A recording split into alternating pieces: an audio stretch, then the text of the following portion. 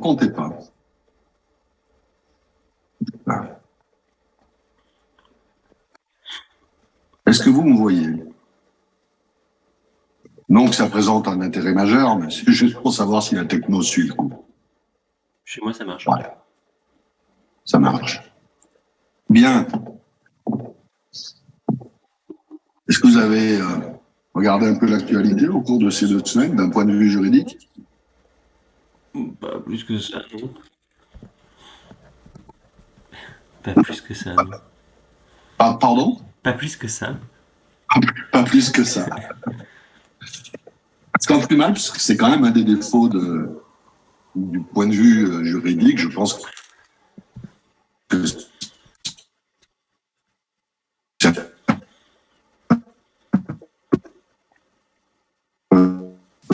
le même défaut typiquement ce que vous avez lorsque vous recevez un médecin en rendez-vous, lui, enfin en ce qui me concerne, lui, il a rendez-vous chez son avocat.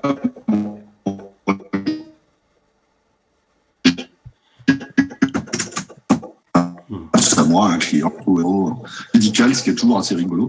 Je trouve que le droit donne un peu le même genre de déformation. Et il y a des moments où ça devient compliqué de faire valoir le point de vue du droit parce que c'est plus dans l'air du temps.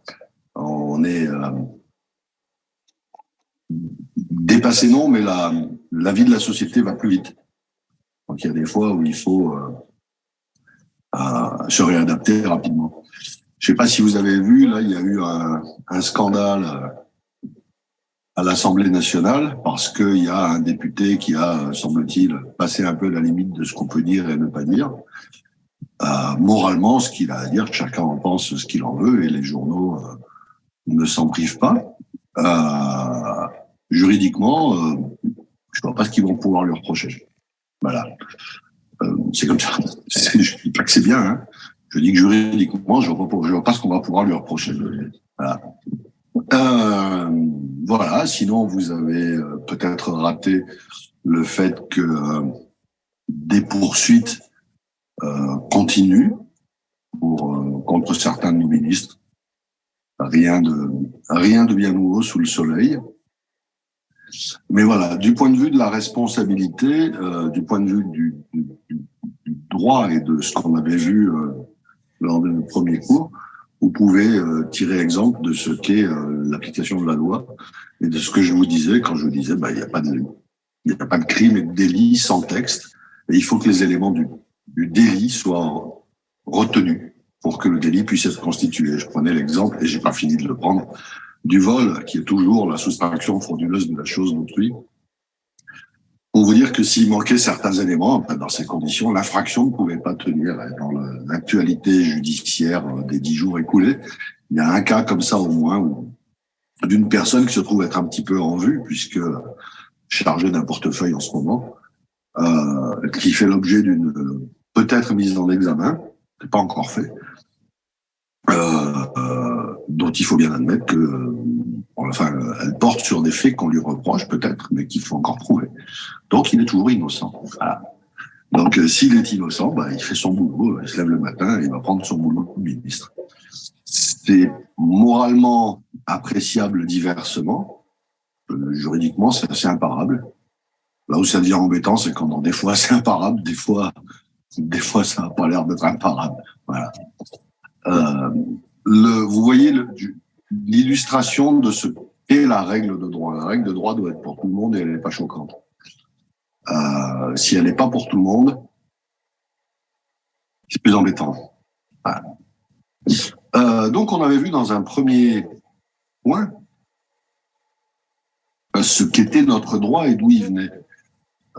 Si vous avez des questions sur ce qu'on a vu, ça m'intéresse, je suis preneur. Si vous n'avez pas de questions...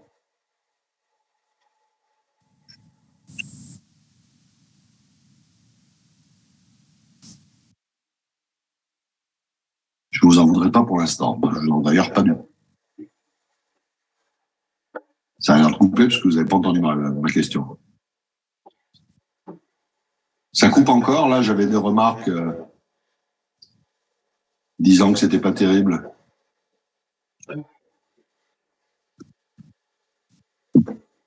pense que je suis seul. Non.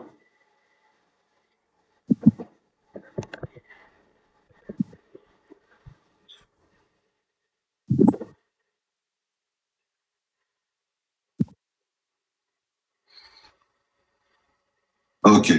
Il paraît que il se raconte que ça va mieux. Oui, donc je vous disais, dans un deuxième point, on va étudier le droit positif de la responsabilité. Alors, ça commence bien parce que le droit positif, ça laisse à penser qu'il y aura un droit négatif. Rassurez-vous, droit positif, c'est juste la façon de dire qu'on parle du droit de maintenant. Le droit positif, c'est celui de l'époque. Oui. Ouais. J'ai eu un peu de vox là. C'est passé? Bien. Donc le droit positif, c'est le droit à aujourd'hui. Il y a 2 siècles, il y avait aussi un droit positif, c'était celui d'il y a 2 siècles. Et il a bougé un petit peu. Je vous prie de m'excuser. Bon, dans un thème 2, le droit positif de la responsabilité. La responsabilité, qu'est-ce que c'est? La responsabilité, c'est le fait de porter le fait de réparer les conséquences de ses actes. Donc on a vu, lorsque on s'est vu il y a 15 jours, que cette responsabilité, elle avait évolué pour être aujourd'hui sur un versant pénal et sur un autre versant civil. Et on a vu quels étaient les apports des différents systèmes, culpa, crimina d'un côté, Schuld et Haftung de l'autre côté, pour ordonner et ordonnancer cette responsabilité. Donc la responsabilité, c'est le fait d'être responsable de ses actes, c'est tout bête. La vraie responsabilité, c'est ça. C'est ce que certains appellent assumer à la télé. Sauf qu'eux, ils assument, puis après, ils vont faire autre chose. La responsabilité, vous assumez pour de vrai. La responsabilité civile, vous serez responsable de vos actes, vous serez responsable des actes d'autrui. Ça, c'était Haftung, c'est le fait que c'est pas moi qui l'ai fait, mais c'est moi qui vais devoir payer. La responsabilité, donc on est sur les sanctions d'ordre pécuniaire. La responsabilité pénale, eh bien, vous assumerez pour le coup et pour de vrai, puisque vous encourez au-delà des peines d'amende, qui en France sont parfois carabinées selon l'infraction. Vous encourez également une peine d'emprisonnement, mais pas que, vous encourez aussi tout un tas de peines qui sont des peines annexes. Je prends un exemple. Autant commencer fort, un trafic de stupes. Un trafic de stupes, vous avez la peine de prison, l'amende pénale et l'amende douanière. En matière de tribunal de commerce, vous pouvez avoir une sanction liée au fonctionnement de votre boîte et qui se termine par une interdiction d'exercer. Donc, vous avez constitué une boîte, votre boîte a eu des difficultés, elle est par devant le tribunal de commerce, il est 8h41 au tribunal de commerce de Grenoble. Les audiences pour affaires tournantes ont commencé il y a 11 minutes. Tous les vendredis à 8h30, les affaires tournantes, c'est-à-dire où en sont les dossiers et lesquels on va pouvoir sortir. Donc vous vous retrouvez devant le tribunal de commerce. Devant ce tribunal de commerce, on prononce à votre encontre, à l'encontre de votre boîte, une sanction. Et vous-même, à titre personnel, on peut vous dire, écoutez, vous n'avez plus le droit d'exercer. Vous n'avez plus le droit d'exercer parce qu'il y a des règles que vous avez outrepassées, soit par méconnaissance de la règle, soit par folklore de la règle, on va dire, étant précisé que, comme je vous l'ai déjà dit, il y a un adage, peut-être pas encore sorti celui-ci, mais il est très vrai, il y a une règle de droit qui dit que souvent la méchanceté prend le visage de la bêtise. Je vous assure que ça se dit comme ça. Traduit en français d'aujourd'hui, ça veut dire, tu vas pas me dire que tu l'as pas fait exprès tellement c'est gros. Et puis surtout, ça permet de dire à des gens, non mais à ce stade, on va pas vous croire quand vous nous dites que vous n'avez pas fait exprès. Voilà, donc en fait, vous avez fait exprès, parce que c'est tellement gros que personne ne vous croit. Voilà. Donc ça, c'est la règle qui dit que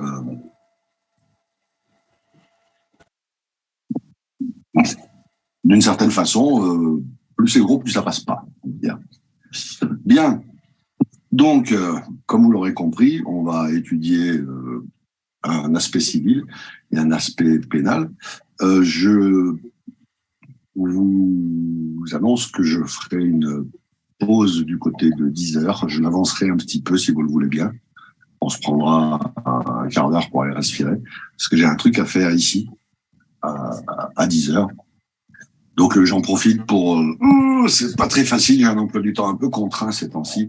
Et si ça ne vous dérange pas, on fait ça. Puis après, on se retrouve pour la suite. Ce sera de l'ordre de 15 minutes, si c'est bon. Ça marche, merci. Bien, donc, thème 2, le droit positif de la responsabilité. Premièrement, le droit civil, il a pour but la réparation horizontale du préjudice. La réparation horizontale du préjudice, c'est l'indemnisation de celui à qui vous avez causé du tort. C'est d'une certaine façon rien d'autre que ça, mais c'est surtout tout ça. C'est extrêmement noble de se balader, de traverser la vie en se disant de toute façon, j'ai bien compris que quoi que je fasse, on est en droit civil, si je cause à autrui un dommage, par mon fait, je devrais réparer. Ça, c'est la réparation horizontale du tort que vous avez causé à une personne, par vous-même ou par votre entreprise ou par une autre personne ou par l'emprise d'une autre personne. Vous voyez l'articulation. Là, on n'est pas sur la distinction Schuld et Haftung, culpa crimina, on est clairement sur culpa, là, on est sur du civil. Par contre, vous voyez qu'on tourne autour de Schuld et Haftung, puisque je vous dis avec un égal bonheur que vous êtes responsable de votre fait, du fait d'une autre personne ou du fait d'une entité, d'une entreprise. Voilà, toutes choses qui font que c'est pas vous, mais ce sera pour vous. Et la nuance est importante. Donc, dès lors qu'un dommage se produit, celui par la faute duquel il est arrivé doit réparation. Donc, la réparation, on tombe sur le premier biais, et peut-être le plus gros biais de tout système juridique. De façon évidente, la réparation peut, quand c'est possible, passer par une remise en état. Je vous confie ma voiture, vous faites exploser le moteur, vous êtes responsable, vous devrez pouvoir trouver une façon de changer le moteur. Mais quand vous avez causé un dommage à quelqu'un parce que, par exemple, vous avez par erreur abattu un arbre en croyant qu'il était chez vous et qu'il était chez lui, vous voyez, le droit, c'est vraiment partout. Hein. Dans ces cas-là, des façons de réparer, il ne va pas y en avoir 50. Autant vous pourrez me trouver un moteur et le mettre dans ma voiture, autant vous aurez du mal à me planter un arbre et à lui rendre les 70 ans ou les 100 ans qu'il avait déjà au moment où vous l'avez tué.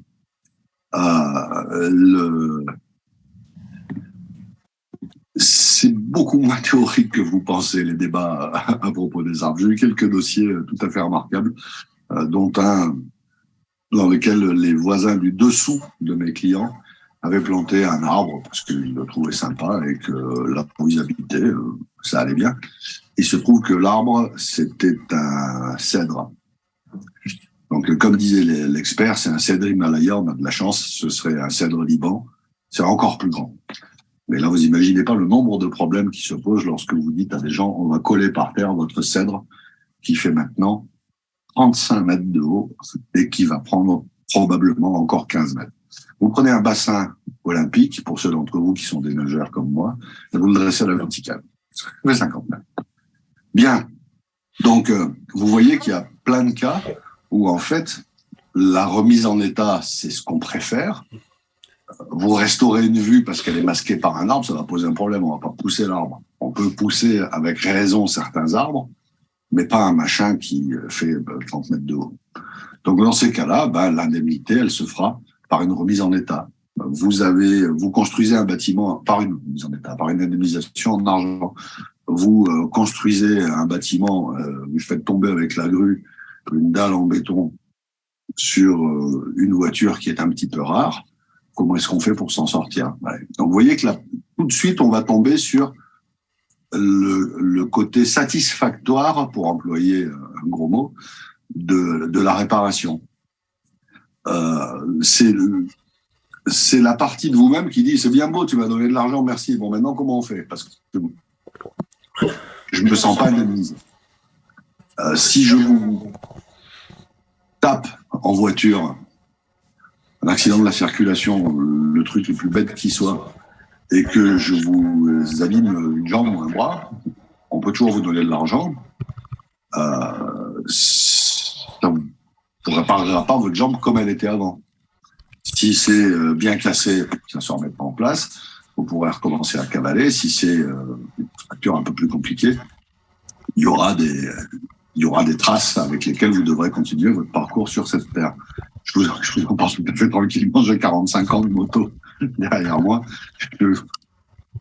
Ce que je suis en train de vous dire me parle. Vous continuez, mais c'est plus tout à fait comme avant, mais vous continuez. Donc là, on va vous donner éventuellement de l'argent, mais on vous aura pas réparé. On aura réparé financièrement, on n'aura pas remis en état. Je sais reconstruire une voiture, et encore, je sais beaucoup moins réparer un corps humain. 70 000 euros pour un œil perdu par LBD, comme on peut le dire dans les journaux aujourd'hui. Laisse-moi deviner. J'ai raison si je dis que le LBD, le type, il l'a pris dans l'œil dans le cadre d'une manifestation il y a quelques années. Exactement. Merci. Ok. Je dois dire que 70 000 euros pour un œil perdu, c'est pas mal. Vous allez me trouver cynique, hein, mais le droit civil et le droit de la réparation, c'est extrêmement cynique. C'est même épouvantable.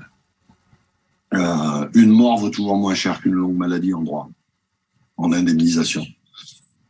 70 000 euros pour un œil perdu par un LBD, c'est pas mal. Il faut voir si la décision est définitive et si c'est une condamnation ou c'est une transaction, tu sais? Je pense que c'était une condamnation, mais j'avoue, j'ai entendu ça ce matin avant de venir, donc Ben écoute, je n'ai pas plus de détails. Un point pour toi, moi je l'ai pas entendu. Comme ça règle la question. Ouais, ça date d'hier ou d'aujourd'hui. Ok. Ouais, 70 000 balles, au risque de me répéter, c'est pas mal. Je sais pas ce que vous en pensez, si vous trouvez que 70 000 euros, c'est beaucoup pour un œil ou pas. Vous perdez quand même la stéréo, hein. Vous avez la vision stéréo.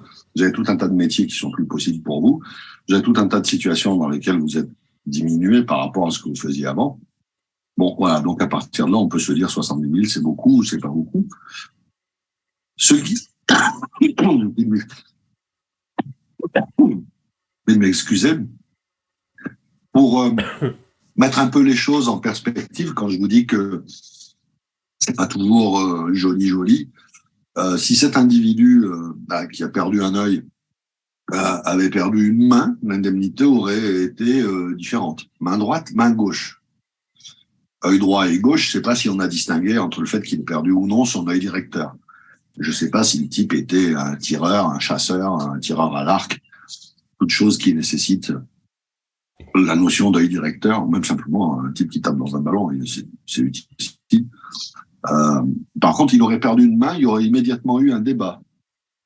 Main droite, main gauche. Il est droitier ou il est gaucher? Je vous rappelle l'origine des mots. Si vous êtes bon avec vos mains, vous êtes adroit. Si vous n'êtes pas bon avec vos mains, vous êtes maladroit, c'est-à-dire que vous êtes gauche. Oui, notre langue a sa propre histoire. Donc très majoritairement, le pays est composé de droitiers et il y a des gauchers qui aujourd'hui ont droit. Ça n'a pas toujours été le cas pour les gens de ma génération. Ceux d'entre nous qui étaient gauchers, on essayait de les convaincre qu'ils se trompaient. Donc vous voyez, il peut y avoir une différence entre main droite et main gauche, première différence. Il peut y avoir une deuxième différence à douleur égale dans le fait d'indemniser ma main, qui est une main droite qui sait faire un tas de trucs, je suis raisonnablement à droite de mes mains, et la main droite de Paganini ou d'un grand guitariste. Là, d'un seul coup, on ne parle plus de la même chose. Le dommage est bien plus important. Ce que vous avez fait, vous avez pété la main, vous avez pété les doigts de Santana. J'espère que Santana, ça vous évoque encore un peu un truc, parce que là, je me sens d'un seul coup. C'est un guitariste et un bon. Vous avez pété les doigts de Santana, c'est pas comme si vous m'aviez pété les doigts, moi. Les doigts de Santana, c'est plus cher. Voilà. Donc oui, on touche ce long détour pour vous dire qu'on touche au premier problème qui est que c'est une remise en état en argent. Ce type qui a reçu 70 000 euros, une partie de lui dira peut-être que 70 000 euros c'est bien, mais il y a surtout une partie de lui qui va dire qu'avec 2 yeux c'était mieux. Est-ce qu'on l'a indemnisé? Un peu. Est-ce qu'on l'a remis en état? Pas des masses. 70 000 euros pour un œil perdu, par ailleurs, ça pose chez les juristes, l'histoire de l'œil pose un problème particulier. Je rencontre ce type dans la rue qui a perdu un œil. Il lui reste donc un œil. On se bat parce qu'on a envie, et comme je suis grand, fort et bête, je lui porte un coup et il perd l'autre œil. Est-ce que vous voyez le débat? Et je vous garantis qu'en cour de cassation, ça a mis longtemps à se régler. Hein. La cour a trouvé une solution qui est propre et élégante, mais de mon point de vue, moi, je lui ai crevé un œil. Je ne suis pas responsable de son état préexistant. Il avait déjà perdu un œil. Ma foi, s'il ne fait pas attention à ses yeux. Enfin, vous voyez, on peut raconter tout un tas de choses très discutables. Mais de son point de vue à lui, il a perdu la vue. Je lui ai abîmé ou détruit le dernier œil qui lui est resté. Donc, il va y avoir un débat. Est-ce que je dois, moi, responsable de mes actes, lui rembourser un œil, ou est-ce que je dois, moi, responsable de mes actes, lui rembourser la perte de la vue?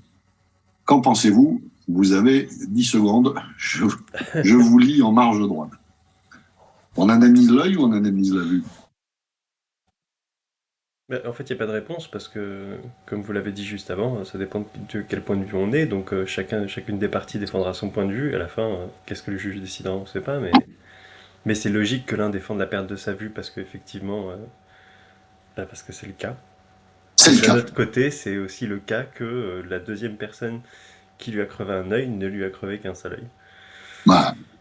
Donc, Vous voyez pourquoi je vous dis que le droit, merci de ce résumé, vous voyez pourquoi je vous dis que le droit, la justice, la morale, des fois on se croise, des fois on a des choses à se dire, mais pas nécessairement. C'est relativement froid ce qu'on est en train de se dire quand même. Hein. Et on vous dira la même chose dans tous les compartiments du jeu. Accrochez-vous à la rampe, on vous dira la même chose pour votre gamin. C'est combien ça vaut? C'est particulièrement raide. En l'occurrence, tu as raison, il y a effectivement les deux façons de voir, sans mauvais jeu de mots, le monde, même si dans ce cas-là, effectivement, il y en a un qui ne vaut plus grand-chose. La réponse vient de la compréhension de la règle de droit, de sa compréhension à maxima, et comprendre pourquoi elle a été rédigée comme ça, et pourquoi des fois des rédactions qui paraissent un peu alambiquées sont conservées en l'état. Là, on est sur la responsabilité civile standard, mettons qu'on soit sur l'ancien 1382 devenu 1240, tout fait quelconque de l'homme qui cause à autrui un dommage oblige à réparation. Tout fait quelconque de l'homme. Donc, il n'y a pas de limitation entre mon fait volontaire et mon fait involontaire. Il n'y a pas de discussion, de limitation entre ce que j'ai fait et les conséquences que ça a eues. Je ne suis pas responsable, je ne dois pas réparer mon acte, je dois réparer les conséquences de mon acte. Et la Cour de cassation, pour sortir du débat que tu rappelais à l'instant, la Cour de cassation a tranché et a dit, vous n'indemniserez pas la perte d'un œil, vous indemniserez la perte de la vue. Autrement dit, si deux personnes rougent une troisième personne, que la première personne lui crève un œil et que la deuxième personne lui crève le deuxième œil, en admettant que ce ne soit pas un soir en lui cassant la figure collectivement, parce que là, ça porte un tout autre nom. Le deuxième, c'est plus cher que le premier. Voilà. Je ne sais si c'est juste ou si ce n'est pas juste. Ce que je sais, c'est que la première fois, le type a perdu un œil et que la deuxième fois, il a perdu la vue. Et donc, on a été obligé de monter au métaniveau en disant non, c'est la fonction qu'on va réparer. Alors,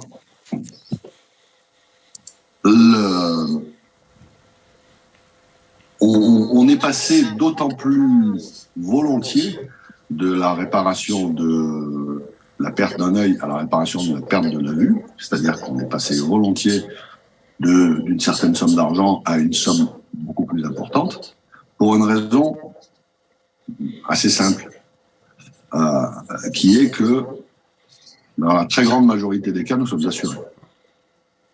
Alors je ne saurais trop vous recommander d'avoir une assurance responsabilité civile quand vous vous baladez dans la rue, c'est pas du tout obligatoire, ça vaut royalement 50 balles par an et ça permet de régler ce genre de difficultés. Je vous dis pas que vous allez faire exprès de crever les yeux des gens, mais voilà.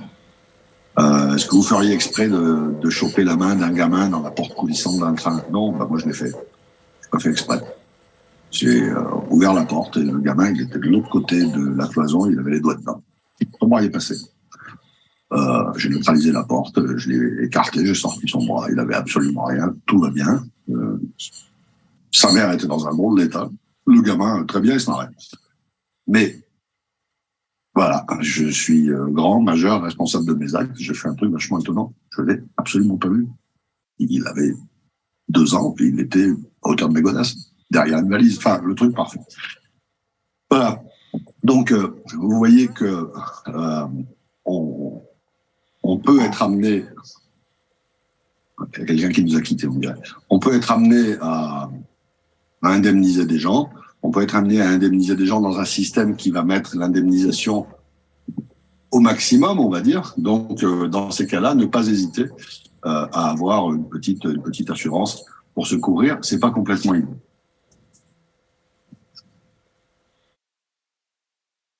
Toujours sur le registre du droit civil, comme vous commencez à le pressentir, il va y avoir nécessairement 2 régimes de responsabilité civile. D'abord parce que, comme disait ma prof d'anglais à l'école du barreau, vous autres juristes, vous êtes génétiquement modifiés pour penser en 2 parties. D'autre part parce que, effectivement, le droit, c'est de la classification. D'une certaine façon, c'est de l'algo. Franchement, c'est si, alors, sinon. Je suis dans le contrat ou je suis pas dans le contrat. Je suis concerné ou je suis pas concerné. Je suis bénéficiaire ou je suis pas bénéficiaire.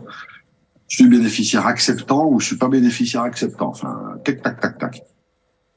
Il existe donc 2 régimes de responsabilité civile.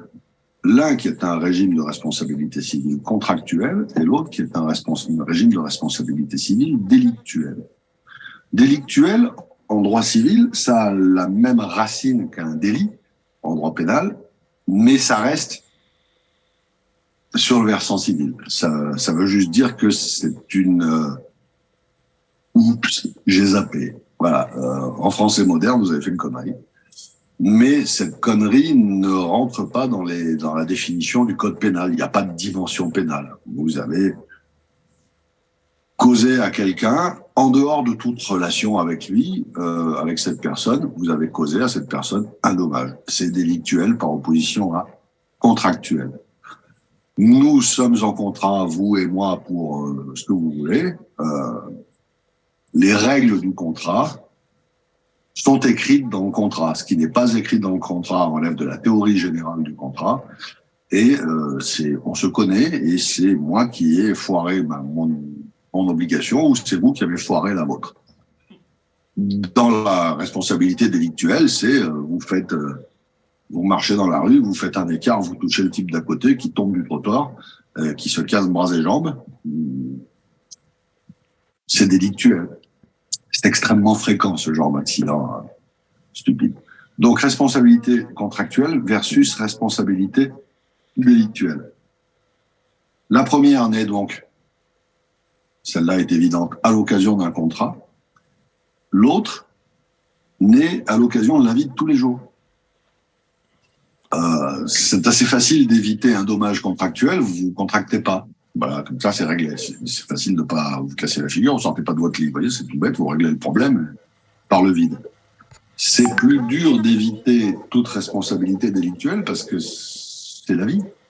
Donc là, effectivement, il ne faut plus sortir de chez soi. Mais c'est encore, vous pouvez engager votre responsabilité délictuelle et même votre responsabilité pénale depuis chez vous. Il suffit d'un bon ordinateur. La responsabilité civile a donc un champ qui est extrêmement large puisque elle s'applique dès qu'il y a un préjudice, qu'il y ait ou non une faute. Retenez bien ça. Qu'il y ait ou non une faute, j'engage ma responsabilité civile. Et ça, c'est la première particularité. La deuxième particularité, c'est qu'elle n'est pas répressive. J'entends par là que ce n'est pas de la responsabilité pénale. Elle a pour but la réparation, elle n'a pas pour but la sanction. Cette semaine, ces 2 semaines ont été riches en horreur dans les journaux de gens qui ont fait à leurs semblables des choses un peu définitives, qu'on les retrouve découpés ou brûlés. Waouh! Ça, pour ceux qu'on a réussi à attraper, parce que là, il y en a un, on ne le jugera pas, il s'est suicidé. Pour ceux qu'on a attrapés, la responsabilité est du domaine de la répression. On le juge. Pour vous la faire courte, on essaie de lui faire passer le goût du pain, de le faire réfléchir un peu à ce qu'il a fait. Et pour l'aider dans cette réflexion, on l'envoie en prison. La prison ayant 3 fonctions. 1, clairement une fonction de vengeance. C'est pas la principale et c'est pas la fonction après laquelle court l'État lorsqu'il nous poursuit pénalement. Mais vis-à-vis de la famille de ceux à qui vous avez fait du mal, il y a une fonction de vengeance.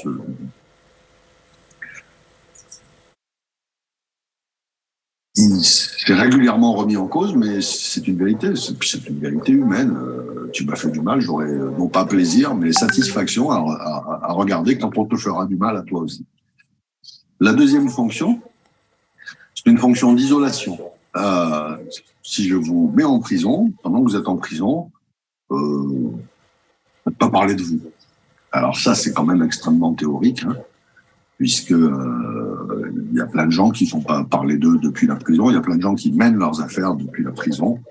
Et je me souviens, il y a quelques années, avoir dit à la famille d'un client qui était en détention provisoire, en français dans le texte, il est en prison, je discute avec la famille, et je dis à la famille, pas de problème, samedi, je vais voir votre fils à la maison d'arrêt et je lui ferai part de notre conversation. Et la mère m'a répondu tout à fait tranquillement, vous ne donnez pas cette peine, vous embêtez pas, on va l'appeler ce soir, on lui dira.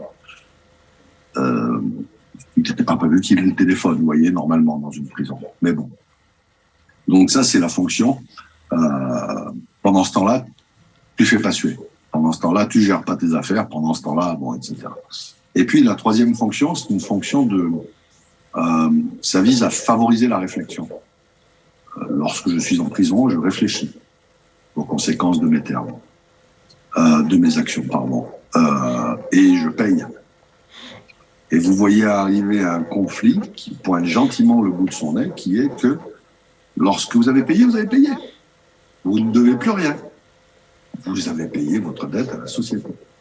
Laquelle société a quand même, 1, le casier judiciaire, 2, la liste des boulots que vous ne pourrez plus jamais faire parce que vous avez été en prison. Mais vous avez payé. Bon, je suis en train de partir sur la théorie générale de la peine. Je verrai ça plutôt avec le droit pénal. Vous voyez, quand je vous dis que le droit pénal a une fonction de sanction, la responsabilité pénale est afin de sanction, je vous en donnerai tout un tas d'exemples. Et c'est bien parce que ce sont des sanctions de prison que les règles sont aussi raides et qu'on vous dit la soustraction frauduleuse de la chose d'autrui. Je veux les 4 critères, sinon je ne sais pas ce que c'est, mais c'est pas un vol. Parce que si je dis oui, mais c'est pareil, pouf, c'est vous qui irez en prison. Bien, j'essaie de refermer la parenthèse sur le droit pénal. Donc, comme je vous le disais, la responsabilité civile, c'est dès qu'il y a un préjudice, tout fait quelconque de l'homme, et elle n'est pas répressive, puisqu'elle est réparatrice. Et de ce fait, elle est assurable. Puisque c'est quelque chose que je peux faire sans le faire exprès, c'est du domaine de l'aléa. Et le domaine de l'aléa, figurez-vous que c'est très exactement le domaine de l'assurance. En assurance, vous assurez un aléa. Donc, vous avez des actuaires qui font des calculs, qui vous disent ça a une chance sur tant de se produire. Donc, voilà ma prime. Si tu me payes cette prime pour la durée prévue au contrat, si ce problème se produit, je paierai. C'est assurable. Tu ne fais pas exprès, tu le fais, tu le fais. Voilà. Vous commencez à percevoir que la responsabilité pénale, ça va être un petit peu différent, ça va pas être assurable.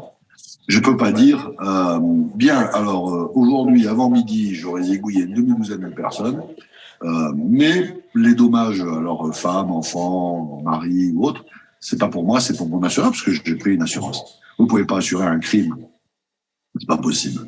Pourquoi? Parce qu'il n'y a pas d'aléa. En dehors de l'aspect moral, assurer un crime, ça vous fait sortir les yeux de la tête. Non, regardez l'appréciation en droit. Ça vous fait sortir les yeux de la tête, c'est une appréciation morale. Je peux aussi vous dire que ça devrait obligatoirement être assurable parce que la famille de la victime, au moins, elle serait indemnisée, puisque c'est un assureur qui paierait. Mais là, on est en morale. En droit, il n'y a pas d'aléa. Et s'il n'y a pas d'aléa, ce n'est pas assurable, parce que l'assurance, ça porte sur l'aléa. Voilà, c'est comme ça. Vous voyez la différence.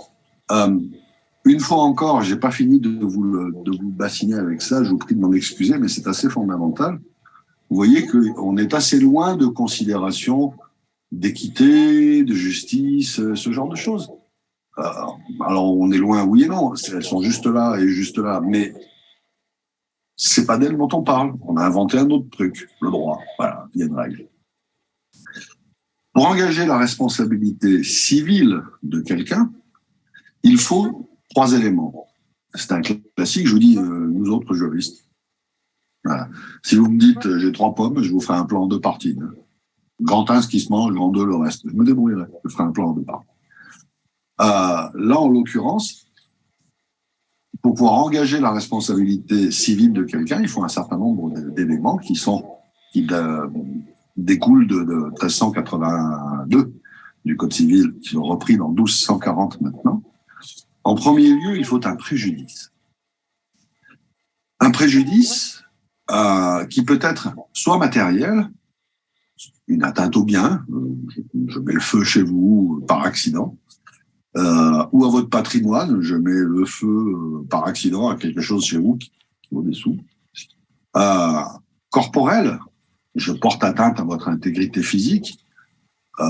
On est toujours sur un registre civil. Je porte atteinte à votre intégrité physique dans le cadre d'une activité civile. Je vous ai bousculé, je vous ai fait tomber, je vous ai heurté, tout ce que vous voulez. Mais pas, je me suis mis en travers de votre chemin avec un point américain. Ça, c'est pas du droit civil, ça, d'accord? Donc, l'intégrité physique de la personne s'indemnise, la douleur s'indemnise lorsque vous provoquez un accident et que vous blessez quelqu'un. Il n'y a pas que le fait que, comme disait Bourvil, forcément, il va beaucoup moins bien marcher. Il y a aussi le fait que pendant un certain temps, il va douiller, le gars. Ça fait mal, la réparation. Donc, vous réparez ça. Vous pouvez réparer également une perte de fonctionnalité. C'est le débat qu'on avait tout à l'heure sur la vue, sur l'œil. Moi, je peux vous donner l'exemple des membres inférieurs. Les membres inférieurs, c'est bien aussi. Ça fonctionne, et puis après, ça fonctionne moins bien, mais la vie continue. Et ça peut aussi être une indemnisation d'ordre moral. C'est-à-dire que ça peut être... alors, pardonnez-moi, la douleur peut être physique ou morale. Si vous me blessez, vous me provoquez une douleur physique. Il serait de bon ton de m'indemniser. Il paraît que ça se fait. Si vous tuez quelqu'un qui m'est proche, je n'ai pas de douleur au sens physique. Je suis foutu capable de mourir de chagrin, mais ça, c'est les médecins qui se rendent compte que ça existe vraiment. Mais vous m'avez causé un préjudice qui est un préjudice, je ne sais pas comment le définir. Il est moral, mais pas sur le registre de vous avez dit à tout le monde que j'étais un salaud alors que c'est même pas vrai. C'est une douleur qui n'appartient qu'à moi. Donc il faudra m'indemniser, même si à titre personnel, pas mal. Mais il faudra aussi indemniser la douleur de la personne que vous avez tuée. C'est-à-dire qu'en droit, pour éviter des débats absolument horribles, on a réglé la question. On considère, c'est une théorie, on sait qu'il y a des cas où c'est vrai, on sait qu'il y a des cas où c'est moins vrai. On considère que toute personne qui meurt dans un accident a eu un temps de souffrance. Et donc, cette souffrance sera indemnisée. Donc, quelqu'un que vous avez tué, je suis désolé, pour un vendredi matin, ça démarre fort, mais dès qu'on parle de responsabilité civile, figurez-vous que ça démarre en général fort. Lorsque vous avez tué quelqu'un, ou qu'il y a eu un accident et que quelqu'un est mort, même si c'est instantané, on considère qu'il y a eu un temps pour sa douleur. Ça veut dire qu'il y a un jour quelqu'un qui a essayé de dire « mais moi je paye pas parce que le type il a pris 100 tonnes de béton sur la tronche, il a pas eu mal. Hein. » Voilà, le gars qui est tombé dans une cuve d'acier, en fusion j'entends, nous laisse à penser qu'en fait c'est pas qu'il a mal ou pas mal, c'est qu'il cesse d'exister. Voilà, c'est comme ça, c'est Terminator. Bon, pour éviter ces débats particulièrement sordides, si j'avais su, j'aurais fait encore plus chaud, comme ça je ne payerais pas parce qu'il n'aurait pas eu mal, vous voyez. On considère que dans tous les cas de figure, il y a eu place pour une douleur.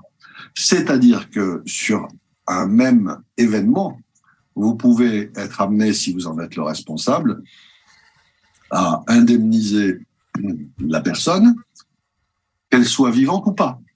Vous indemniserez cette personne du fait que vous l'avez tuée. Alors vous me direz, ça lui fait une belle jambe, parce que là où elle va, ça n'a pas de cours légal. Oui, mais ses enfants et sa veuve trouveront peut-être que c'est pas une mauvaise chose. Par ailleurs, vous avez causé un dommage, un préjudice, une douleur aux gens qui étaient ses proches. Et c'est dissociable, ce n'est pas la même chose que la douleur de cette personne. Donc ça ouvre aussi un droit à indemnité. Je mets mes lunettes, je veux que ça a bougé. Est-ce qu'on ne paie pas plutôt pour la famille de la victime qui souffre de la perte de la victime? Ben voilà, c'est exactement ça. C'est pas plutôt, c'est aussi, en fait. On a déterminé que, par une lecture complète de 1382, on devait indemniser tous ceux qui avaient subi un dommage. Lorsque je cause à autrui un dommage un peu définitif,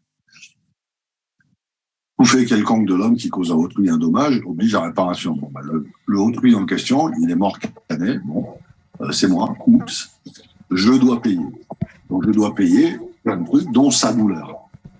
Sa douleur, comme je vous le disais, il y a une fiction qui dit que de toute façon, il a le temps d'avoir mal. Voilà. Donc ça, c'est un autrui. C'est celui qui est mort. Et il y a d'autres autrui qui ont aussi un préjudice lié à tout fait quelconque qui cause à autrui un dommage. Je renverse en voiture quelqu'un, c'est un fait absolument pas quelconque pour le quelqu'un en question, mais bon, du point de vue du droit, c'est un fait quelconque. Il y a plusieurs victimes, cette personne elle-même que j'ai heurtée, et d'autres personnes dont la situation est également décrite par 1382, devenue 1240. Tout fait quelconque qui cause à autrui un dommage. Le fait que je tape un tel cause un dommage à ceux qui aiment un tel, ou qui ont une dépendance économique vis-à-vis de un tel, ou qui sont les enfants de un tel, dont la vie va radicalement changer. Parce que un tel, si on vit avec ses deux parents, il paraît que c'est plus simple, ou qu'un tel, c'était lui qui ramenait des sous à la maison. Oui, il y a tout un tas de cas de figure. Donc, est-ce qu'on ne paye pas plutôt pour la famille de la victime? Non, mais c'est parce qu'on paye aussi pour la famille de la victime. Et ça va s'additionner, clairement. On voit très bien, je vous recommande d'aller voir une euh, un truc qui s'appelle la nomenclature Magendie, Magendie. Non, pardonnez-moi. Magendie, c'est celui qui nous a changé nos délais d'appel. Anyway, la nomenclature d'Intillac, qui liste les postes de préjudice. Ma douleur à moi, la douleur des autres, ma perte d'emploi, ma perte de capacité, ma perte de sport, et à chaque fois, il y a un barème, il y a des points, et il y a les sous qu'on va mettre en face. Si je suis un grand sportif, un grand coureur à pied, et que vous me fauchez, que vous me cassez les jambes, je vais beaucoup moins bien courir, disait Bourvil. Donc, si je gagne ma vie en courant, si je gagne des courses, vous allez m'indemniser très au-delà de ce que vous auriez indemnisé un type normal qui utilise ses mains pour taper sur un clavier. Moi, je cours, c'est ma vie. Je suis un grand coureur, j'ai des contrats, j'ai des sponsors, je gagne des millions. Vous pétez les jambes à Kylian Mbappé, ça va faire cher. Voilà. Pourquoi ? Parce que tout fait quelconque de l'homme qui cause à autrui un dommage. Vous vous rendez compte ? Vous avez pété les jambes à Mbappé. Voilà. Donc, c'est des fractures simples. En 3 mois, il court, il joue, et de toute façon, pour ces gens-là, la médecine va plus vite que pour les gens normaux. Dans 3 semaines, il court. Mais vous avez causé des dommages partout. Il devait prendre part à un match exhibition. Il ne prendra pas part à ce match exhibition. Il y a telle boîte qui venait parce qu'il y avait Mbappé et que leur image est associée à l'image de Mbappé. Ben, ils ne viendront pas. Donc, tout ça peut se propager. Et tout ça, ça doit être indemnisé. Pour autant, à la base, il n'y a qu'un seul type qui s'est fait péter les jambes. Et peut-être même pas forcément les deux. Et je ne vous dis pas que c'était une bonne idée de lui péter les jambes. Mélissa, est-ce que c'est un peu plus clair comme ça ? Mais on est une fois encore à l'articulation du droit et de la morale. C'est moralement, il est très évident il faut pas oublier les gens qui subissent ce qu'on appelle un dommage par ricochet. Juridiquement, on a mis en place un système qui fait qu'on va pas les oublier, mais c'est pas un transfert non plus. On donne pas de l'argent aux morts pour que ça bénéficie aux vivants. On donne de l'argent aux morts, les vivants bénéficieront parce qu'ils vont hériter du mort, et puis que, comme je vous disais, ça n'a pas cours légal. Une fois qu'on a passé la frontière de la mort, même Steve Jobs, il est parti, il n'y a plus rien. Mais ça viendra en plus d'un autre préjudice. Donc c'est un cas dans lequel le droit couvre la morale et fait mieux qu'elle, en termes d'indemnité. Le droit étant plus technique, plus précis, il balaye plus dans les coins. Perso, c'est pour ça que j'adore ça. Hein. C'est en morale, vous allez me dire ouais, mais bon, mais la famille, on n'a pas besoin parce que de l'autre côté il y a des sous, parce que il y a de la place pour se dire toutes les horreurs du monde pendant 10 ans. Le droit, met tout le monde d'accord. Bim, bam, boum. Voilà. Voilà. Après, une fois qu'on est d'accord sur les montants, c'est-à-dire jamais, on se fait un procès pour les montants. Voilà. Et après, c'est chèque ou espèce. Et à partir du moment où c'est entre les mains de l'assureur, c'est virement. Voilà, c'est réglé. Moi, j'ai fait saisir plusieurs fois des assureurs, notamment j'ai fait saisir AXA pour une somme. Je pense que ça coûtait peut-être la poignée de la porte de leur siège social. Mais elle ne voulait pas payer, hein. On va coller un huissier, ils vont payer. Voilà. Et après, une fois qu'il s'est décidé, il paye par virement. Parce que j'ai gagné, j'ai perdu, on paye. Bien, donc il faut un préjudice. Vous voyez que ce préjudice, en droit civil, puisqu'on est sur tout fait quelconque de l'homme, ça peut être un truc relativement gazeux, fumeux, parfois, parce que ça n'a pas besoin d'avoir une réalité. Et vous voyez qu'en fonction de l'évolution de la société, sans aucun changement des textes, c'est là que je vous dis, il y a quand même 2 ou 3 types sur Terre qui étaient des génies, tout fait quelconque de l'homme qui cause à autrui un dommage oblige à réparation.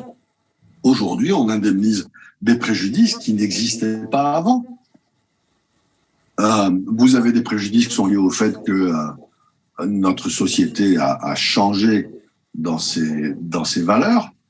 Ces temps-ci, vous pouvez offenser quelqu'un très facilement, non pas par ce que vous avez dit, mais par la façon dont vous l'avez dit. Vous pouvez porter une thèse qui est une thèse tout à fait raisonnable, mais vous n'avez pas employé le bon mot. Donc tout va s'arrêter et vous allez être crucifié pour ce mot. Que vous soyez en train d'annoncer un truc embêtant et que faudrait peut-être regarder derrière parce qu'il n'y a pas que le mot, c'est pas grave. Je ne vous dis pas que c'est bien ou que c'est pas bien, j'en fais le constat.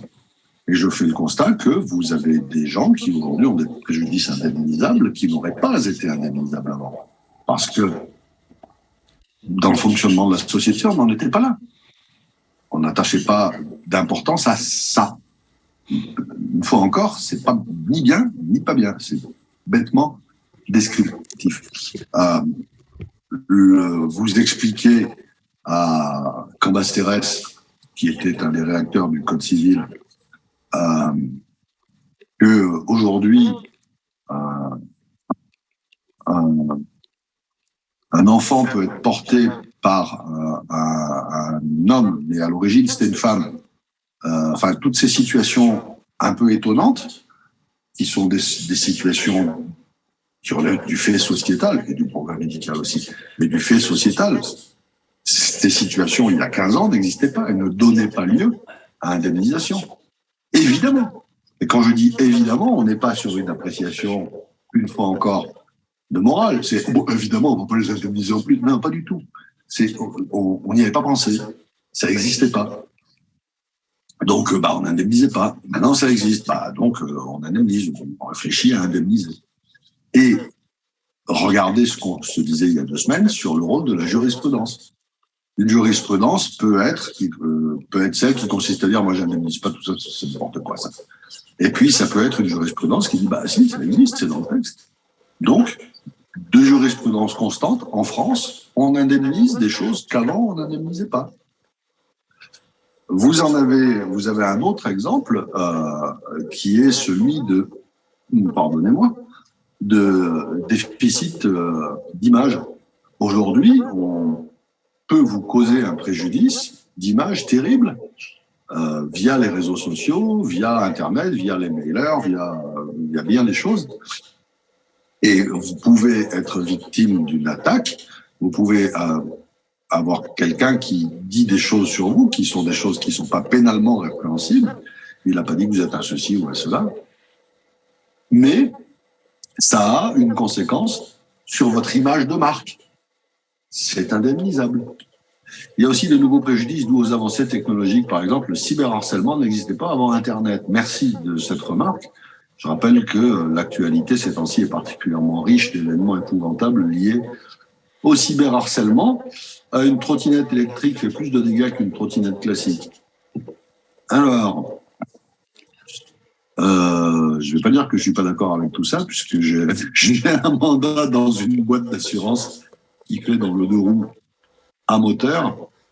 Justement, nous avons, parmi les choses qui sont sur mon bureau pour le coup, j'assume la présidence d'une commission technique dans cette boîte, et je vois arriver des trucs, je dis oui, c'est vrai, il y a un moteur. C'est un véhicule terrestre à moteur, donc c'est une trottinette électrique. Et ça fait non seulement beaucoup plus de dégâts qu'une trottinette classique, mais dans une large mesure, ça fait des dégâts alors qu'une trottinette classique n'en faisait pas.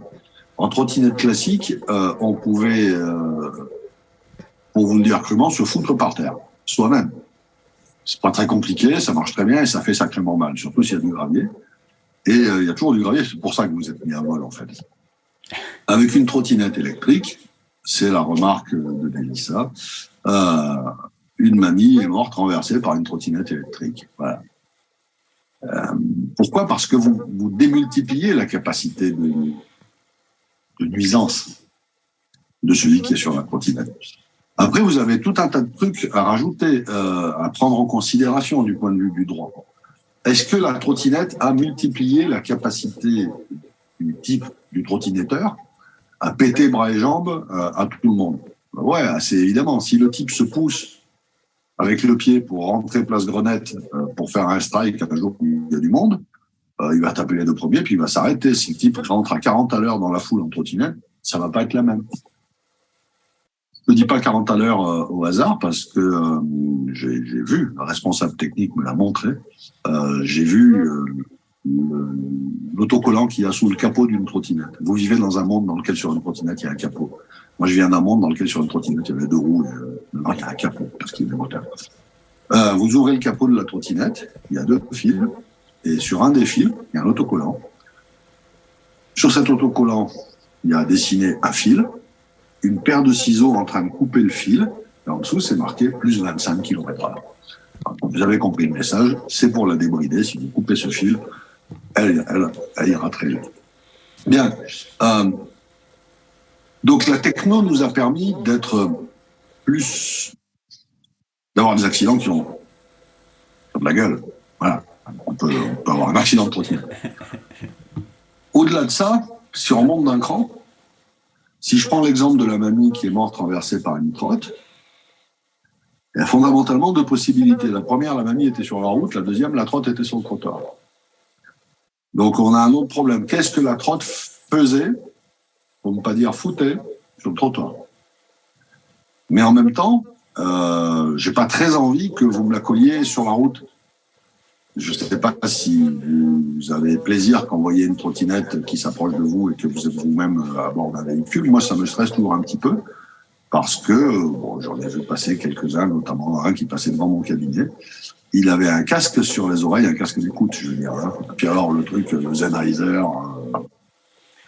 peut-être à neutralisation de bruit, allez savoir. Il était à fond les cales sur sa trotte débridée. Il avait évidemment pas de casque, etc. Et il envoyait un SMS. Moi, j'arrive en face en voiture, je passe un mauvais moment parce que je sais que s'il l'empale, pour être plus exact, s'il se jette avec sa trottinette dans ma belle voiture, c'est encore moins convaincu. Bon, vous voyez, vous touchez à la frontière du droit et de l'éducation. Il faut d'urgence qu'on apprenne à se servir des trottinettes électriques par l'éducation. Il faut d'urgence qu'on règle la question de la responsabilité civile. Le trottinetteux, il pense qu'il est assuré parce que, en fait, il est assuré par sa multirisque habitation. C'est-à-dire que c'est le domaine de protection juridique du vélo qu'on vous a piqué sur votre balcon. C'est ça, son assurance. Et lui, avec ça, il roule et il tape éventuellement des gens. On n'est pas dans le domaine de ce pourquoi il est assuré. Autrement dit, vous avez plein d'accidents qui sont causés par des trottinettes et accidents dans lesquels le premier problème, c'est que quelqu'un a été blessé plus ou moins définitivement. Le deuxième problème, c'est que le type qui a fait ça n'est pas assuré. Donc, il n'est pas assuré, il a 18 ans, c'est parfait, ça y est foutu, hein, voilà, etc. Il y a 2 ans ou quelque chose comme ça, une nana pensait que sa fille qui avait eu un accident en trottinette était assurée. L'assureur a dénié sa garantie. C'est passé devant le tribunal de grande instance de Montpellier. Montpellier a dit, je ne sais plus ce qu'ils ont dit en première instance, très honnêtement, je ne sais pas. Toujours est-il que celui qui s'était fait plier a fait appel. Et la cour d'appel de Montpellier, qui en droit, je l'ai beaucoup pratiqué, c'est des bons juristes. La cour d'appel de Montpellier a précisé que c'était pas la bonne assurance, qu'en fait elle n'était pas assurée pour ce dégât-là, et donc il fallait qu'elle paye de la façon qui lui paraît convenable 1 million d'euros. Ah. Ça c'est toute la problématique de la trotte. Mais c'est où est-ce que je mets ce truc? Déjà je sais pas quelle était la place d'une trottinette avant une trottinette normale. Est-ce que c'était plutôt sur le trottoir? Je crois. Est-ce que c'était sur la route? Je crois pas. Maintenant, on est en train de basculer à Genève, où ça a pris des proportions non neutres. Ils ont inventé la catégorie des super piétons. Donc les super piétons sont tous des gens qui circulent sur le trottoir. C'est des piétons augmentés. Le gars, il a une trotte ou un skate. Alors le skate dans les deux sens. Hein. Alors je pense qu'en travers, ça s'appelle plus un skate. Si vous voulez bien me dire comment ça s'appelle. je mourrai moins bête.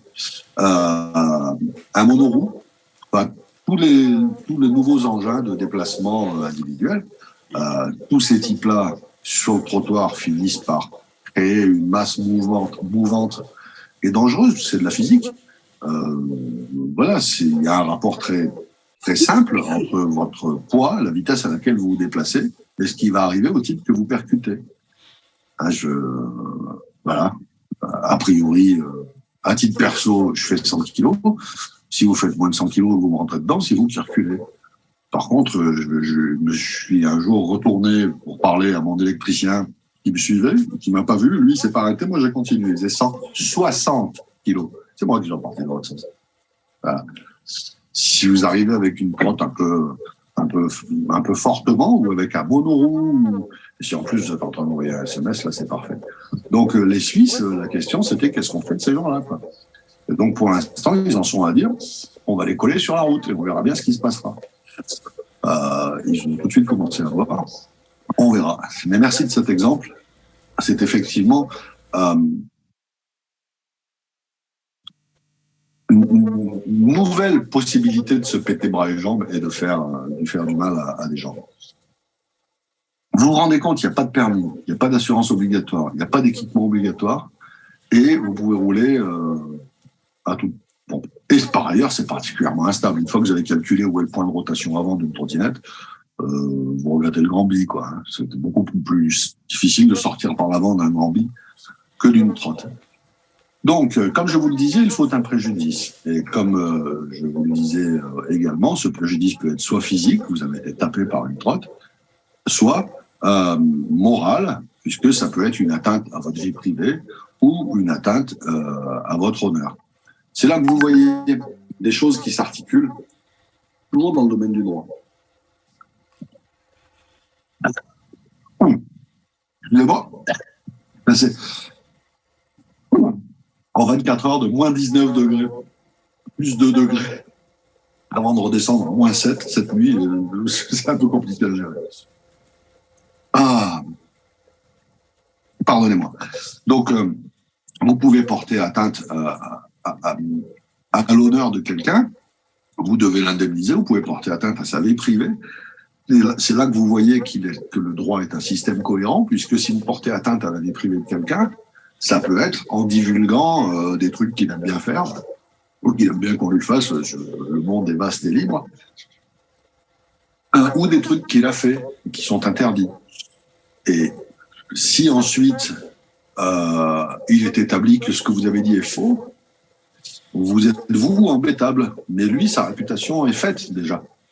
Vous avez causé un tort à son honneur.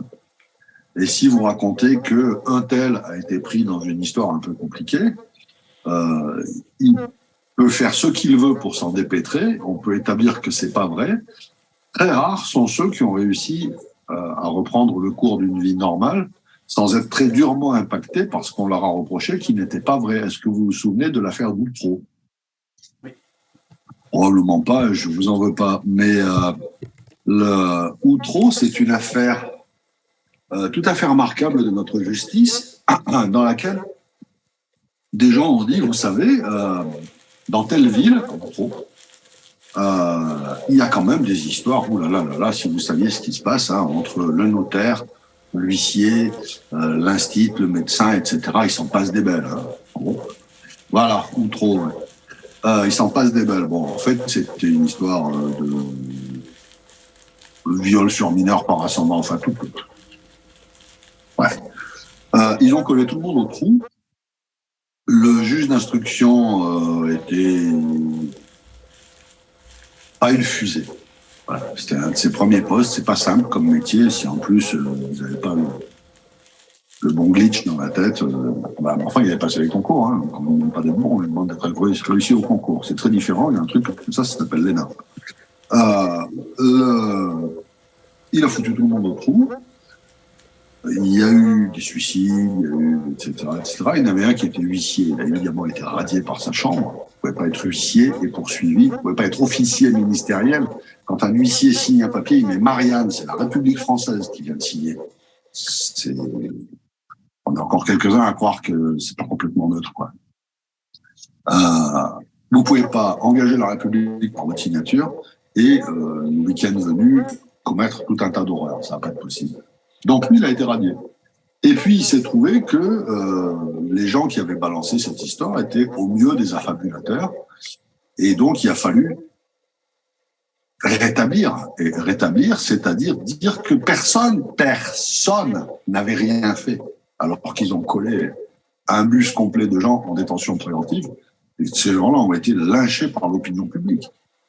Je ne dis pas que c'est pas normal. Il me paraît normal qu'il y ait une émotion populaire sur certains registres, notamment sur les registres qui touchent à la liberté sexuelle des adultes vis-à-vis des enfants. Vous voyez, que ça provoque une petite émotion, c'est bon signe, je crois.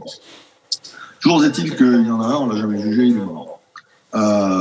Il y en a un, l'huissier, il a fallu qu'il reprête serment. Donc il est de nouveau huissier de justice. Mais il explique aujourd'hui que ça a flingué sa vie de famille. Parce que ces gamins font connerie sur connerie et lui disent bel exemple, hein, t'as fait du droit, t'as fait huissier de justice, etc. Ils t'ont encristé, hein. Ils t'ont encristé pour n'importe quoi. Donc au moins, nous encristerons pour quelque chose. Et faire des études, tout ça, c'est des foutaises. Bon, etc. Donc ces gens-là, il faut réparer ce qu'on a fait à leur nom. Et je prends l'exemple de l'huissier, vous pouvez pas défaire tous les titres de journaux dans lesquels il y a sa tronche. Je vous montre sa tronche, je vous dis, bah oui, je le connais. Je ne sais pas d'où, mais je le connais.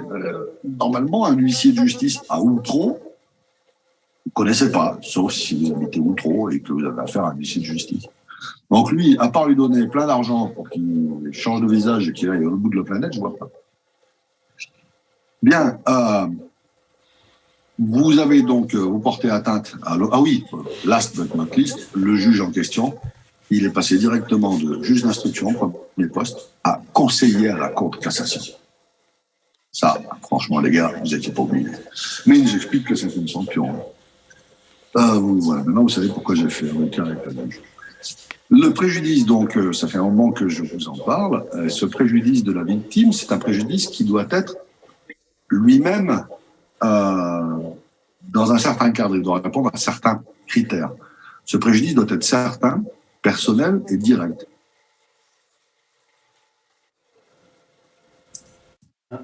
Certains personnels et directs, c'est-à-dire que vous pouvez préjudice éventuel. Vous ne pouvez pas m'indemniser parce que si vous ne m'aviez pas empêché d'aller à un rendez-vous aujourd'hui, j'aurais pu signer le contrat du siècle. Si par contre le contrat était fait et que j'y allais pour le signer, là c'est différent. Vous me l'avez fait rater. Vous voyez ? Mais il faut que le préjudice soit certain. Sinon, ce n'est qu'une perte de chance. Si vous me tuez en début de carrière, vous ne pouvez pas indemniser ma famille pour un préjudice certain. Vous pouvez indemniser pour une perte de chance. Cette perte de chance, ça peut être combien j'aurais gagné, quelle aurait été mon évolution normale de carrière et où j'aurais probablement fini. Mais on n'en saura jamais rien puisque par énoncé, je ne l'ai pas fait. Donc, un préjudice certain, un préjudice personnel, c'est moi que c'est moi. C'est pas, je prends un coup de pied, je mets pas un marron au type d'à côté, c'est moi. Il faut que le préjudice, ce soit mon préjudice. Et il faut qu'il soit direct. C'est-à-dire qu'il y ait un lien entre ce que vous avez fait et mon préjudice. En responsabilité civile, il faut, au sens large, une faute, un préjudice et un lien de causalité entre les deux. C'est-à-dire qu'il faut que ce soit la faute, l'action, parce qu'elle n'est pas forcément fautive, l'action qui cause un préjudice direct. J'éternue dans la rue, de l'autre côté de la ville, quelqu'un perd l'équilibre et se casse bras et jambes dans un escalator. Ouais, j'ai peut-être éternué bruyamment, mais enfin, c'est quand même pas de ma faute s'il s'est envolé à l'autre bout de la ville. Il faut que ce soit un préjudice direct. C'est tout le débat de à quel moment le préjudice est direct. Je prends un exemple. D'abord, la vie fait que des exemples comme ça, il y en a plein, et d'autre part, j'avais un prof en troisième et quatrième année, c'est un spécialiste de la question. Vous circulez dans la rue, il y a un cycliste en face de vous, il y a un piéton. Le piéton glisse parce qu'il y a un défaut d'entretien du trottoir, ou parce qu'il évite une trottinette. Ah, il évite une trottinette, voilà. Donc, vous voyez le topo, la trottinette arrive, le piéton fait un écart, rate le bord du trottoir, tombe un peu sur la chaussée, vous arrivez en face, vous dites, ouh, coup de volant, réflexe. Vous chargez le vélo. Le vélo, le type vous laisse quinter, on l'amène, on va chercher une ambulance, on le colle dans l'ambulance, on l'amène à l'hôpital, il y a un incendie, l'hôpital prend feu. Le type a des blessures. C'est la faute de la trottinette si le type a des blessures dans l'hôpital, ou il y a un moment où on va s'arrêter. C'est une des grandes théories, c'est une des grandes oppositions du droit civil, c'est ce qu'on appelle la théorie de la causalité adéquate et la théorie de l'équivalence des conditions. J'ai eu la chance d'avoir comme professeur le professeur Alter qui a pendu cette distinction. Il y a un moment où on va s'arrêter. C'est pas la faute du cycliste, du trottinettiste si l'hôpital a pris feu. Par contre, c'est bien la faute de l'automobiliste si le cycliste est à l'hôpital. Et faut raisonner un peu dans ce sens-là.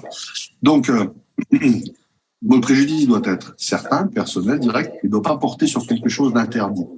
Il doit avoir un intérêt, ce qu'on appelle un intérêt légitime. C'est-à-dire que si vous m'avez volé ma voiture, si vous m'avez embouti ma voiture et qu'elle a pris feu, on est dans le domaine civil. Vous ne l'avez pas volé, pardonnez-moi, vous l'avez embouti. On rentre dedans, elle prend feu, j'ai le temps de prendre la médaille de Saint-Christophe et de sortir. Je ne peux pas demander l'indemnisation des 190 kilos de cocaïne qu'il y avait dans le coffre. Je ne peux pas. Pourtant, a priori, ça vaut un peu plus que... je vous demande une petite seconde, ça vaut un peu plus que la voiture. Un instant, hein.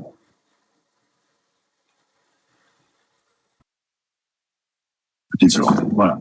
Comme je vous le disais, je vais avoir un truc à faire dans un quart d'heure. Ça commence à se préciser.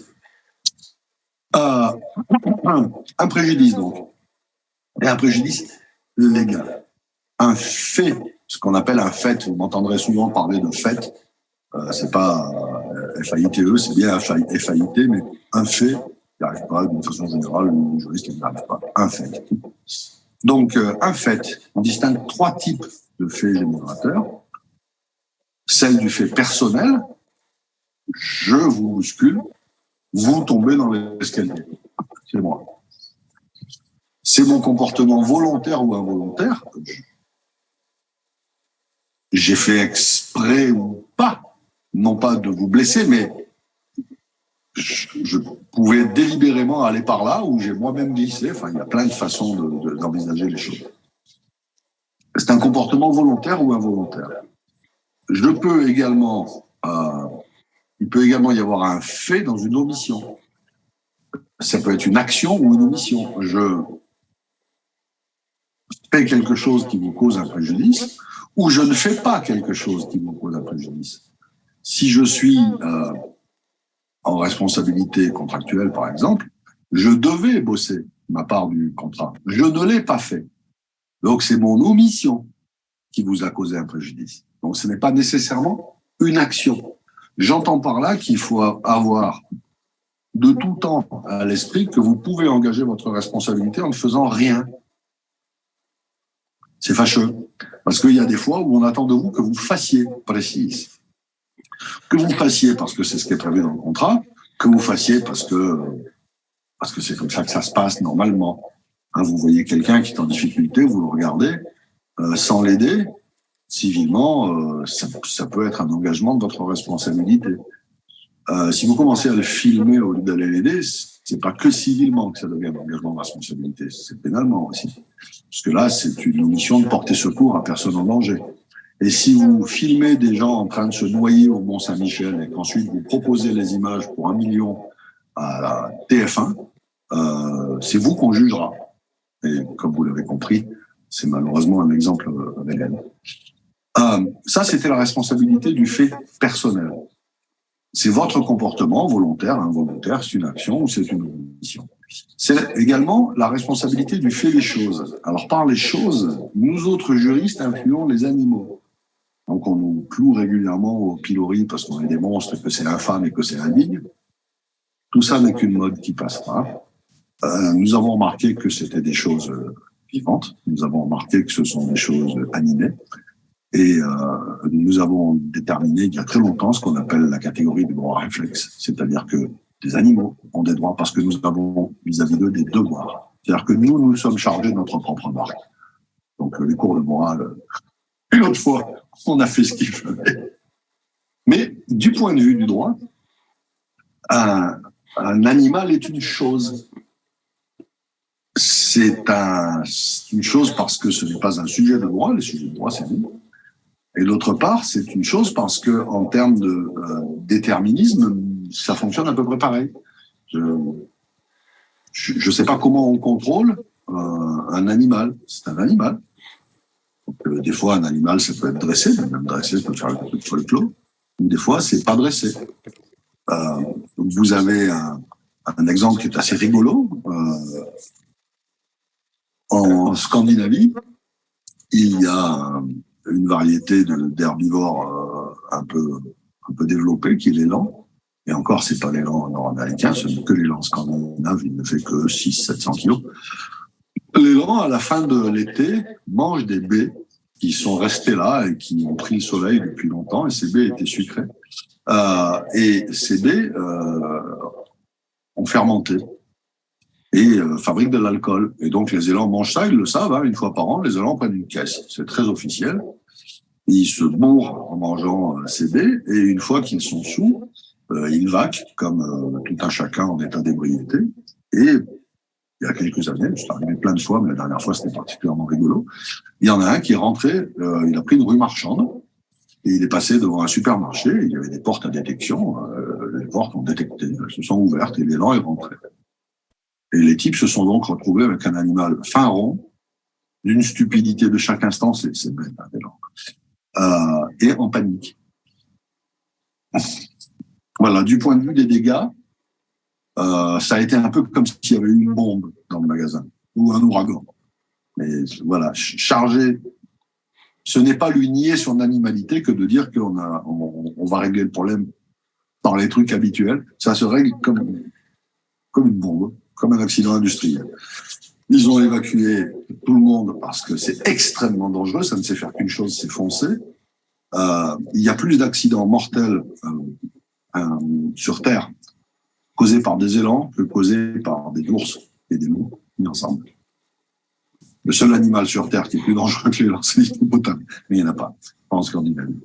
Voilà. Et donc, une fois qu'ils ont fait ça, ils ont neutralisé la zone et ils ont envoyé un veto et un tireur d'élite. Et le tireur d'élite a shooté l'élan et l'a anesthésié, et l'élan s'est réveillé le lendemain à 300 km plus loin avec un mal de crâne épouvantable. Mais voilà, là on a bien géré ça comme un événement créé par une chose. Et c'est pas particulièrement lui faire offense. Je vous rappelle que, comme je viens de vous le dire, on l'a pas tué. On l'a endormi, il s'est réveillé ailleurs, avec un gros mal de crâne. Par ailleurs, effectivement, Michael dit l'animal n'a pas de possibilité de réparer un préjudice. Alors, de deux choses l'une, si c'est un animal sauvage, il faudra voir comment on peut réparer un préjudice, parce que l'élan, il est pas assuré, il appartient à personne. Vous remplacez élan scandinave par sanglier européen, enfin du sud européen, et vous voyez le problème, quoi. Les sangliers qui arrivent, qui font des dégâts considérables, mais ils sont à personne. Donc, c'est des fonds de garantie, c'est 0,5% sur une cotisation qui est prélevée, enfin, vous voyez, ce genre de choses. Sinon, encore plus simple, du point de vue du droit, l'animal, c'est le mien. Mon chien, vous, mort. On sait à peu près tous, ou on devrait à peu près tous savoir que dans ce cas-là, c'est nous-mêmes qui provoquons la morsure. C'est un autre débat. En attendant, vous avez été mordu par mon chien. Voilà. Donc ce chien, c'est le mien. J'en suis le gardien. Vous allez dire, bah oui, je suis le gardien du chien. Non, je veux dire, c'est bien pire que ce que vous pensez, je suis le gardien de la chose. C'est la théorie générale de la garde de la chose qui s'applique. C'est-à-dire que c'est quelque chose sur quoi je dois avoir usage, contrôle et direction. Si c'est usage, contrôle et direction, c'est ma chose. Donc quand j'ai un chien, j'en ai l'usage, parce que j'ai choisi d'avoir un chien, c'est comme ça quelque chose. J'en ai le contrôle, je suis censé l'avoir dressé, fait dresser, il est censé être muselé, si tel est la loi, etc. Et j'en ai la direction, c'est-à-dire qu'il ne divague pas. Et la divagation d'animal, c'est du droit pénal. Donc, si mon chien divague et vous mord, vous mourrez sur le terrain de la divagation. Si maintenant mon chien vous cause un préjudice parce que il était tenu en laisse, mais il a fait un écart, il vous a ignoré l'eau, tout le monde est tombé, c'est mon chien. Je vous dois réparation. Pour autant, c'est pas moi. Moi, je vous veux pas de mal. Moi. Mais mon chien qui vous veut pas de mal non plus, vous a flanqué par terre et vous a causé un préjudice. Je prends un exemple rigolo. Alors, bougez pas. Quand l'animal est ton animal de compagnie, c'est toi qui payes quand tu es responsable de ton animal, alors que c'est lui qui y agit. Exactement. Et il faudrait ajouter du Doliprane dans la salle. Ouais, c'est pas faux. Il avait une gueule de bois, le bestiau. Entre la cuite et l'anesthésique, il paraît qu'il était vraiment pas frais. Bon, bref. Quand l'animal est ton animal de compagnie, c'est toi qui payes quand tu es responsable de ton animal, oui. Donc, c'est pas le chien lui-même qui est responsable, de la même manière que ma voisine est responsable de la musique que partage avec tout le voisin, ses affreux et bruyants enfants. Exactement. Elle est responsable de ses enfants comme elle est responsable de son chien. Vous vous souvenez quand je vous ai dit que le droit, c'était parfois... voilà, c'est comme ça. Juridiquement, ça s'analyse de la même façon. Nous avons bien remarqué qu'un chien et un enfant, c'est pas pareil. Voilà, ça, c'est ce qui fait dévisser tous les juristes. Faut arrêter. Je sais, mais juridiquement, c'est comme ça. Voilà. Commencez par vous coller 11 endroits et vous pourrez me reprendre sur le fait que un chien, c'est pas comme un animal. Non, mais ça va pas, non. Évidemment que c'est pas pareil. Bien. Il se trouve que c'est 1384 alinéa 1er et alinéa 4 qui dit que on est responsable des gens qu'on a sous sa responsabilité, et que c'est 1385 ou 6 de l'ancienne cotation qui disait qu'on est responsable des animaux dont on a la garde. Donc on avait bien, ça existe, dans les deux cas on est responsable.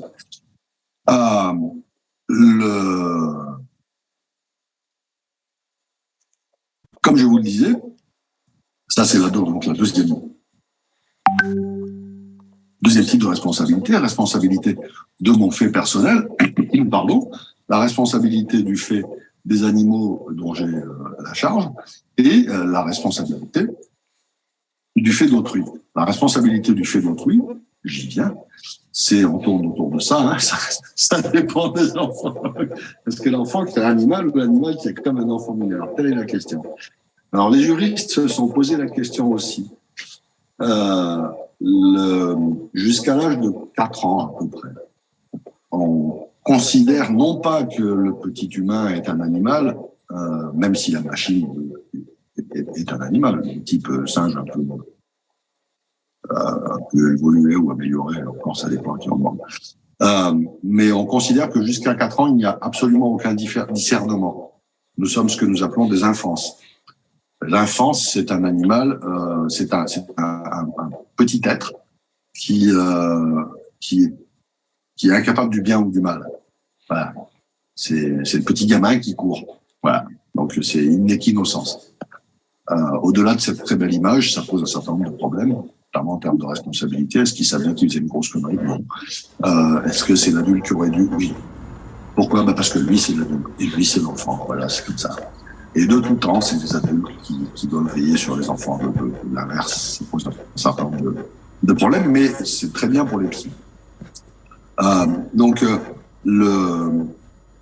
passer ça, l'enfant, dès qu'on lui reconnaît un discernement, n'est plus, non pas un animal, mais un humain sans discernement. Et un humain sans discernement, c'est effectivement globalement la machine, quoi. Un humain avec discernement, c'est un humain. Je vous invite à boire ou lire Dune pour savoir ce que c'est qu'un humain. Je ne dis pas qu'il faut mettre la main dans la boîte, mais c'est un peu plus qu'un animal. Même si à la base, nous sommes des animaux. Et la responsabilité d'autrui, donc ça peut être quelque chose qui est causé par votre gosse. Votre gosse met le feu à la grange du voisin, c'est pas vous. Pour autant, c'est bien vous que le voisin va venir voir, pas demander à votre gosse. Hein. J'ai un scoop pour vous. Les policiers aussi, c'est vous qui vous mettez. La façon la plus générale d'être responsable du fait des autres, c'est ce qu'on appelle la responsabilité du commettant du fait de leur préposé. En français d'aujourd'hui, c'est l'employeur et son employé. Donc celui qui a l'usage de direction, c'est celui qui est responsable. Donc vous êtes responsable de votre employé, votre employeur est responsable de vous, vous êtes responsable de vos enfants, oui. Tout le monde est responsable. C'est quelque chose qui est suffisamment puissant pour qu'on puisse se dire que c'est peut-être pour ça que je suis en train de vous en parler et que il y a une vingtaine d'années, le directeur a dit oui, effectivement, on pourrait faire un peu de droit. Ouais. C'est peut-être pas plus mal. C'est absolument transverse. Voilà. Comme vous le voyez, c'est souvent du gros bon sens. Hein. Ce que je viens de vous dire sur le ton de la rigolade, sur le distinguo subtil entre un animal et un humain, c'est du gros bon sens. Quand je vous dis c'est exactement pareil, on n'est pas sur de la morale, on est sur de la gestion d'un problème. Et le problème, je suis au regret de vous dire que c'est pareil. C'est même en règle. Voilà, il y a un fait, un préjudice, un lien de causalité. OK. Voilà. Je vous laisse. J'ai mon petit truc à faire. On se retrouve d'ici une grosse quinzaine de minutes si ça vous va. Merci.